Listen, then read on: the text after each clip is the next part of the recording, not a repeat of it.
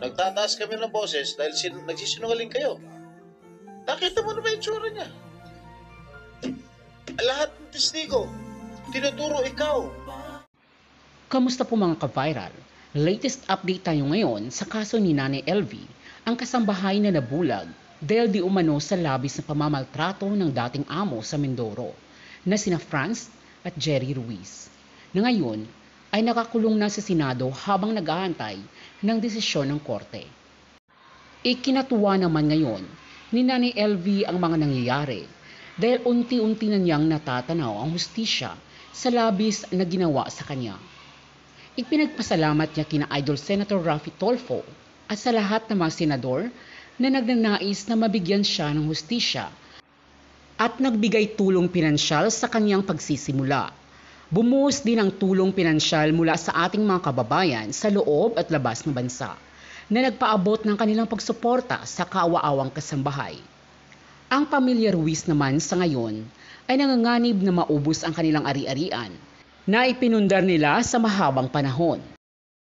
Maliban kasi na magbabayad sila ng malaking halaga sa patong-patong na mga kaso na kinakaharap nila, kabilang na ang serious physical injury, illegal detention, violation of human rights, violation of kasambahay law, mental and physical abuse, at iba pa. Nanganganib din na mabubulok pa sila sa kulungan dahil sa kanilang labis na ginawa.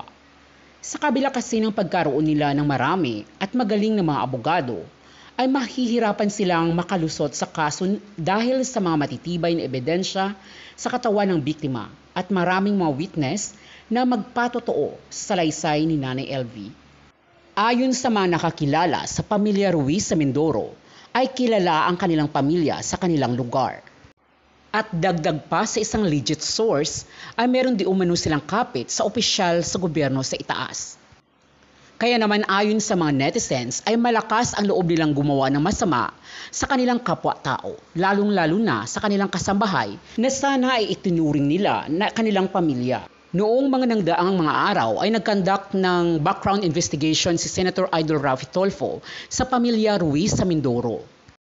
Dito mapapatunayan kung anong klaseng pamilya ang pamilya Ruiz at kanino at kung sino ang kanilang sinasabi na kanilang kapit sa itaas. Meron kasing mahalagang impormante na nakakilala mismo sa pamilya Ruiz. Inaalam din sa ngayon kung merong koneksyon ang pamilya Ruiz sa makakaliwang grupo na siyang nagpo-protect sa kanilang negosyo. At kung ito ay mapapatunayan, ay madadagdagan na naman ang kanilang kaso. Samantala ay mariin na itinanggi ng mag-asawang Ruiz ng sina Jerry at Franz ang mga paratang di umano sa kanila. Hindi daw nila minaltrato si Nanay LV Vergara habang naging kasambay nila ito, na hindi naman pinaniwalaan sa Senado. Ikaw po kaibigan, ano po ang opinion mo sa kasong ito? Write down your comments below at babasahin po natin yan. Maraming salamat po.